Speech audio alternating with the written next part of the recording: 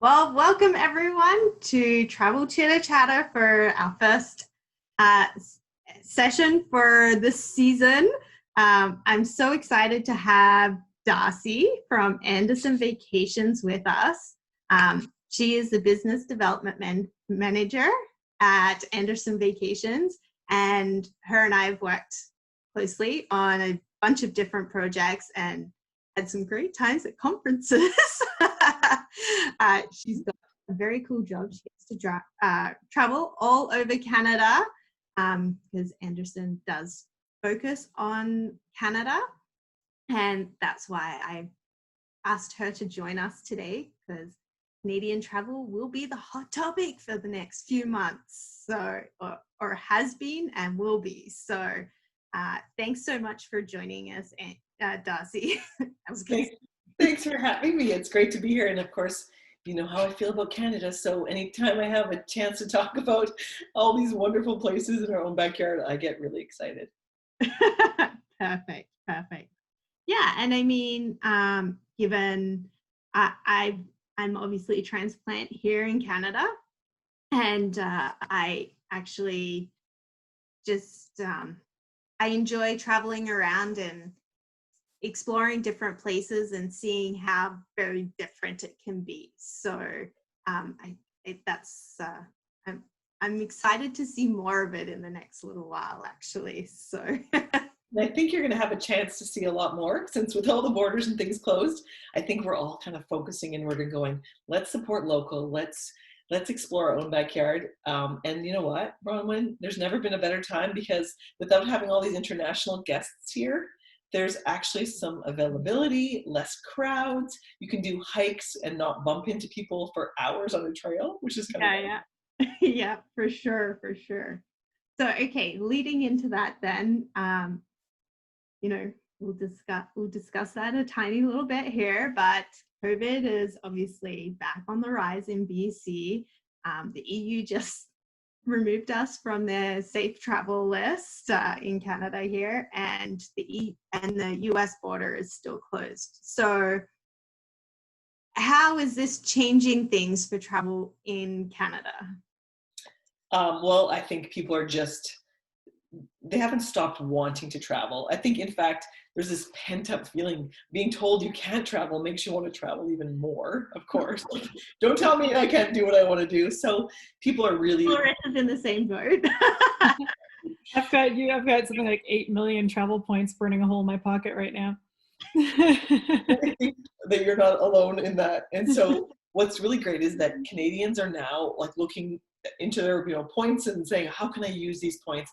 What can I do in Canada? And then realizing that all those places that they put on their bucket list for later on, they're like, I'm going to do it, but later on. I'm going to do Churchill, Manitoba and see the polar bears later. And I might do, a Jasper trip, a little bit higher end trip later. But there's no time like the present, because like I said, you don't have the crowds like you normally would, and you don't have the international guests, and there is some really good value out there.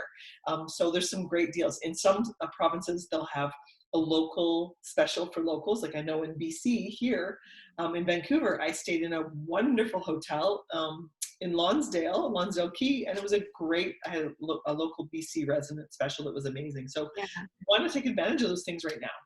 Yeah, I know the Fairmont is offering a few pretty sweet deals for around BC, Alberta, and in Quebec to entice people to come and stay and experience the properties that normally would be booked out 2 years in advance, kind of thing, right? So it's pretty cool that we have the opportunity to do that at the moment.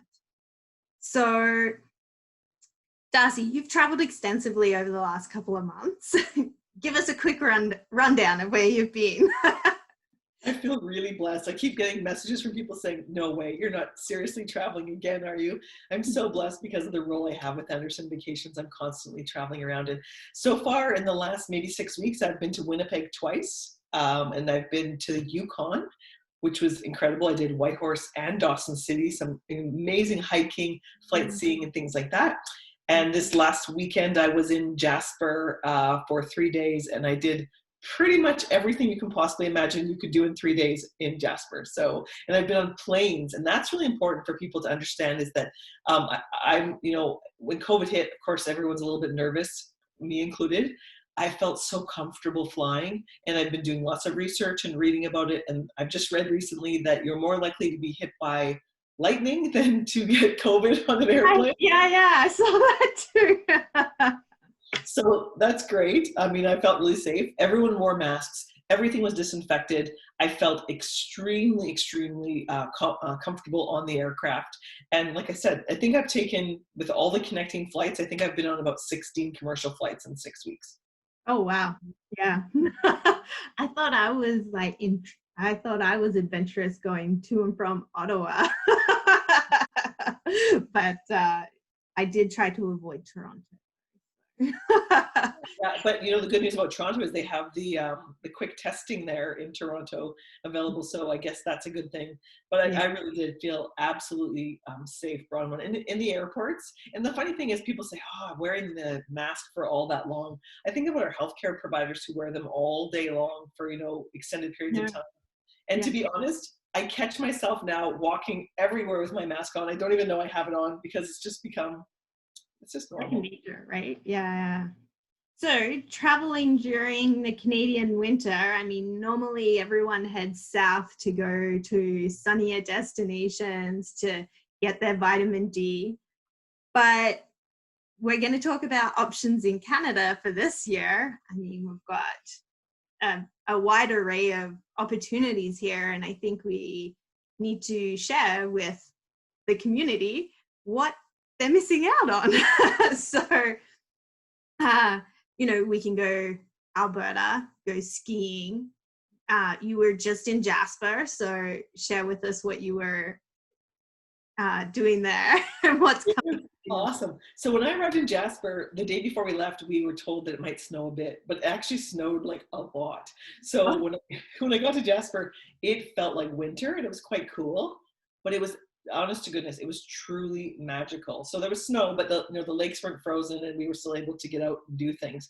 So we did the Jasper Sky Tram. This was the most amazing thing ever. I did a sidecar motorcycle ride. And they have a 1 hour, 2 hour, and 3 hour ride, and even one that goes on the Icefields Parkway. And I'm telling you, it was just amazing. It was a bit cool. But you have this heated jacket on, so I wasn't cold. My face was a bit cool, but when I got to where I was going, I honestly think my face was frozen in a smile because I was like, this is so amazing. It was so great. So we did that. We did a Jasper food tour. I'm a total food tour person. Last year, a couple of years ago, I think I told you this before, but I did 9 food tours in 4 months. Yeah. I just love them. I think it's a great way to get to the heart of the city and find out like what restaurant should I visit later tonight, which pubs do I like and things. And this particular food tour in Jasper was one of the best I've ever done. Normally they give you like alcohol, if it's an alcohol included tour, they give you a little, a little bit of a beer, a little glass of a wine. But it was 4 stops and 4 full-size drinks. So it was a ton of fun. We ended up like, where are we going next? You got to show us and to keep us warm over the winter months, right? And a lot of really great food. So Jasper itself, and again, not overly busy. So it was great. Like we went canoeing on a lake, and we were the only people on the lake. So how often can you say that? Like you're going to be the only people out there, and the prices were pretty good. Jasper's not cheap. It's never going to be cheap, but it's a great value. But I find that if it's crazy busy, you don't want to pay a lot of money for an experience. But if it's quieter, you have more space, then the price is not quite so much of an issue, right? Yeah, and let's face it, I mean, we're not eating out as much and we're not traveling as much. So, most people, my husband does interior renovations on houses and everybody's renovating. Everyone has a little bit of extra money. So, I think people do have a little bit of money put away, and it's like I said, it's a perfect time. I mean, another great option, you mentioned Alberta and the skiing thing. Definitely skiing is always, really popular in Canada for Canadians. Banff and Lake Louise, you've got a few options there. even on Vancouver Island, we might talked earlier about Mount Washington on Vancouver Island. There's lots of great ski options, but another really popular thing this year for people who would normally do a little bit longer stay somewhere in the winter, who maybe don't want to go to Mexico for 2 weeks, or can't cross the border into the US to Arizona or Florida or wherever, they're doing long stays. And the long stay can be 1 week, 2 week, up 30 days or even longer to Vancouver Island. And we're actually having trouble finding space because it's so popular. Yeah. Well, why not? It's close to home, but it's warmer, and you're going to be able to. I mean, Victoria gets a little bit of snow every year, but at least you can still continue to go hiking. And if you want to go into the snow, you can go up to Mount Washington, and it's a great time to just experience your backyard, and being immersed in it for 2 weeks or a month really allows you to do that, right? So yeah, and there are some shorter getaways. If someone's thinking about getting away for a weekend, 3, 4, 5 days, we're so lucky in BC because we have access to the Yukon, and we're the only ones other than the Northwest Territories can go in, but nobody else can. And I mentioned earlier that I did go up to the Yukon, and I'm a huge fan of it. That was my 5th time in the last 2 years that I've been up to the Yukon, and this time I did Whitehorse. I did a lodge, a luxury lodge outside of Whitehorse. And I also went to Dawson City this time for the first time ever of all the times I've been there. And it's a great value. There are absolutely no crowds. It's got to be the quietest it's ever been. And they need our support, to be honest with you. So if you want to get away, the flights aren't full. It's easy access to get to the Yukon. And it is, Canadian dollar, best value out there. Non-stop flight from Vancouver to Whitehorse, right? So why not, right? And I did read something, or maybe it was you that was telling me earlier, they don't need a lot of tourism, but they need a little bit. Exactly. They just needed enough to survive to get through this winter. And, I know people coming from BC might be thinking, well, yeah, but I don't have ski pants or like the right gear to go up there. Maybe if you're a skier, you might, but the average person might not have ski gear and stuff. We have access to the best winter clothing rentals. They're not expensive. A lot of them are Canada Goose. And I'm talking from the top of your head all the way to your toes, like everything is included. So You're good. We take care of you that way. So you can do your dog mushing. You can go and see the Northern Lights. You can go ice fishing, which I think is like a super cool activity. I've never done it, but I would be so excited if from a little hole I can catch a fish, because sometimes I go in the lake and catch nothing. So, the last time I was there, last winter time I was there in February, I did all of those things. I did the dog sledding and mushing. I did snowmobiling, which I hadn't done since I was a kid. And that was truly magical and amazing. And then I also did the ice fishing. And for me, the ice fishing, in the hole, there's about 4 of us. None of us caught a fish. We didn't care that we didn't catch fish because we're on this beautiful lake. And there was a warming shack. And we actually had a barbecue. Like, we started a fire on the ice and cooked smokies on the ice. And it was just like, it felt like I was in a movie. It just didn't feel real. And I think we're all looking for these wide open spaces. You don't want to be around a lot of people. You want to have your own space. And it's given me this whole new appreciation for just how beautiful our country is and how many great wide open spaces there are. And the fresh air would be, that's feeling it on your skin and get you out of the house. It's like perfect, a new experience. And the one thing I like about the Yukon is you can have all those outdoor active options, but then there's a very strong cultural aspect up there as well, where you can learn about the local culture. And I think that it's cool that you can integrate both into the same itinerary so easily. It's true. The people of the Yukon are so interesting. Some of them are they're characters. There's the only way to describe it is that they're characters. They're quirky, they have stories, they have history. But there's a very strong influence. The indigenous culture up there is very strong influence. So you can go to a place like Carcross where you can see a local carver creating his own works of art. They're It's just amazing. And hear the local stories. There's a cultural center there called Kwanlan Dun, and you can go into the cultural center and walk through at your own pace and see beautiful artwork. And if you're lucky, sometimes there's a room there for the elders, and you can actually go in and they'll be doing their beadwork. And you can sit down with them and ask questions and watch them working on their own handicrafts. It's really beautiful. That's amazing. Yeah, that we talk about getting to know the locals, right? Do Exactly. work with them. And another really cool thing about Whitehorse in particular is that you're doing all these outdoor activities in the wintertime, and it's cold. Like, you're dressed for it, but it's cold, and it's great. I'm a Winnipeg girl, and I came to Vancouver Island to escape the cold, and now I spend all my time in the Yukon. So it makes no sense. I get it. But when you're doing all these outdoor activities, you can also do something really, really cool. They have this glass blowing studio where you can go to the glass blowing studio and for a couple of hours escape the cold, where it's like smoking hot, so you're taking off all your gear, and you get to create these beautiful pieces of art, which I thought, I can't do this, I'm not artistic. And I came out of there with like beautiful pieces of art that I made myself. It was amazing. Yeah. Oh, that's awesome that you can take away a very unique souvenir Absolutely. of your time there, right? Yeah. Yeah, exactly. And I mean, it's really a lot more special when you've made it yourself. So I think Yukon is a great option. Another great option for the north as well is Churchill, Manitoba. They've got, I mean, at this time of year in the winter, October, November is polar bear season. But then they also have another program in February, which is a Northern Lights Aurora Borealis experience up there as well. And I'm actually going up this February to do some filming while I'm up there. So I'll be doing Winnipeg for a couple of days and exploring, doing the Thermia Scandinavia Spa, which is off the charts, and then heading up to Churchill for the Aurora Borealis as well. Oh, that'll be amazing. Yeah, I can't wait to see your videos and photos from that trip.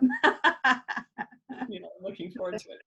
And then, I mean, we do have a few other options here in BC as well. There's a few lodges that are either deciding to offer a long stay program for the winter. Normally they would be closed, but they're offering it for the winter this year to make sure that BCers can actually enjoy their backyard and have a getaway. And there's also a few lodges, remote lodges along the coastline that'll be open and taking bookings, although they're pretty full up at the moment. So you have to be super flexible with your dates. We're finding that a lot of the lodges for their viewing are full for next year already. Yeah. Yeah, they are. I mean, you mentioned earlier when we were talking before we came on air, storm watching on Vancouver Island and Tofino, great option. We also have some programs in Souk on Vancouver Island. So if you're a hiker or you want to just get out and enjoy nature, even for a week at a time, just to leave everything behind in your home. Like, sometimes it's just getting away from your four walls. Yeah. And getting out there and doing those hikes and for example, in Souk, you can do a sea kayaking experience where instead of paddling with your arms, you pedal with your feet. And it's fantastic for all ages. It doesn't matter how old you are, how young you are. It's just absolutely awesome. So and those are reasonable. We've got a resort there that does long stay programs up to a month as well. Yeah, it's perfect that we've got the options, right? Whereas on a normal year, we wouldn't, right? Because it'd be busy with others. So moving forward to 2021, we've kind of talked about the winter season, but next summer, what are you seeing? We've seen a bit of postponement from this year, causing full bookings for next year already, or very close to. So if a summer getaway is on the cards for 2021, I'm looking now at the options, because it looks like leaving it to the last minute might not be an option. That's very true. And so one of our top sellers for next year, for next summer, are self-drive vacations. So a lot of people are already requesting space going into Eastern Canada. and then doing, of course, the self-drive, landing in Halifax and then doing the self-drive experience where we take care of, the accommodation, the attractions, the car rental as a beautiful package. It's a great value. It actually costs less than breaking it up into all these separate components, and working with a travel consultant such as yourself, you can offer this much better value and then take all that responsibility and work off of the client. So we've got those packages, and we have small group, fully escorted tours, which we were already doing before COVID. So I like to say we were social distancing long before it was cool. That's awesome. Perfect. All right. So I'm gonna just share my screen here because I do want to Anderson Vacations and I are putting together a group package offer for the Yukon for February. I don't have all the details as of yet, but I'm working on it. I should have it all ready by the end of the week, so I will email it to everyone and share that information. But we're just talking about the Yukon and how they need our support in the next few months, and why not when we are one of two provinces that doesn't have to isolate going up there. So I want to go and check out the Aurora Borealis, do the ice fishing that we were talking about, the dog mushing, which I believe is so much fun. Jenny in our office has been twice to do it now, I think.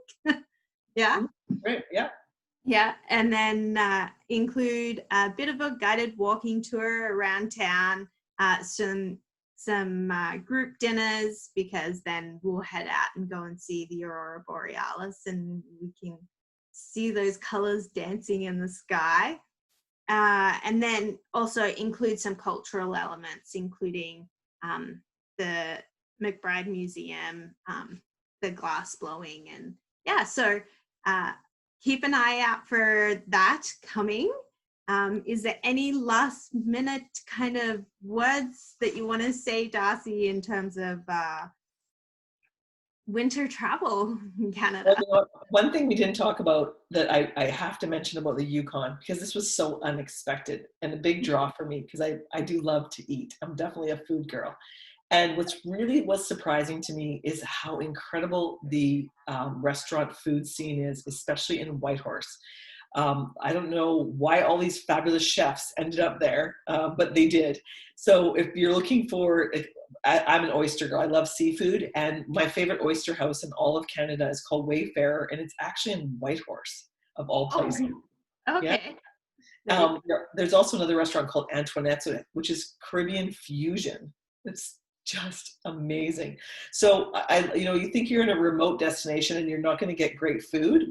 I was so surprised by that. And so because I do go up there so often, I often talk to my buddies who are up there, and they know right away, first night that I arrive, we're going to head to the oyster house. So don't worry about missing out on those kinds of things. And you mentioned the cultural aspect of it. That is, I don't know anywhere else I've ever been where I felt so connected with the people. They're so warm and welcoming. So you can feel really confident and comfortable going there and feel like they want you to be there, because there are places in Canada where I've heard people say, that they don't really want tourists at this time. Yeah. But I did not feel that in any way, shape, or form in the Yukon. Right. Yeah. Cool. I want to open it up. I'm not sure if anyone listening has any questions that they particularly want to ask at this time. You can either just ask your question, go ahead, or put it in the chat box, and I'm happy to do so. We're happy to answer those. Oh, I've got a couple of messages here. Let me just have a look. Oh, no, no, we're all good. All right. I guess we're Quebec programs. We're talking about Quebec City, maybe Ottawa and the Rideau Canal. It is one of the things I've always wanted to skate along the Rideau Canal and boat along it. So I guess I have to go a couple of times, but what about Quebec City. We definitely do have programs to Quebec City, which is awesome. We have all kinds of programs. We can do self-drives there. We don't have any fully escorted right now, coach tours, of course, because we don't until probably this spring, but we definitely do have all kinds of programs. So you can do a weekend getaway or a week-long stay or longer, and we arrange accommodation and all of the attractions. I do see it says Niagara Falls as well. Yeah, that's one of our best-selling programs is Toronto Niagara Falls region. Quite honestly, most people go there during the summertime more so than the winter time, but we do have a program. For the wineries. Yeah, yeah, for the wineries, exactly. So it's great all year round. And I mean, again, going into the spring and summer, we have a tour. I don't think we've talked about this yet today. I've been on a few calls today, so I'm forgetting what we talked about. But there is a program on Vancouver Island called Delicious Vancouver Island. It's a fully escorted tour that we couldn't do this year because of COVID, but we're going to do it next year, which is like a winery. We stop at wineries. We do little restaurants and food places and cideries and things like that too. So we've got those in several places in Canada. With the tea house. I love the tea house. So if you're on here and you're from BC and you're just going to come over to the island even just for a weekend getaway, you've got to look up the West Home Tea Farm before you come over. It is so lovely. Yeah, it's one of my favorite. Yeah, perfect. All right, well, let's wrap it up here. Be conscious of people's time. Thank you so much, Darcie, for joining us tonight. Thank you to the people who signed in to listen to us, and I hope you got something out of it. I will send out my contact details, and if you obviously have any travel related questions or just want to say hi, then I'm also open to that too. So thank you again, and I hope everyone has a great night. Thanks. Thank you so much. Bye now.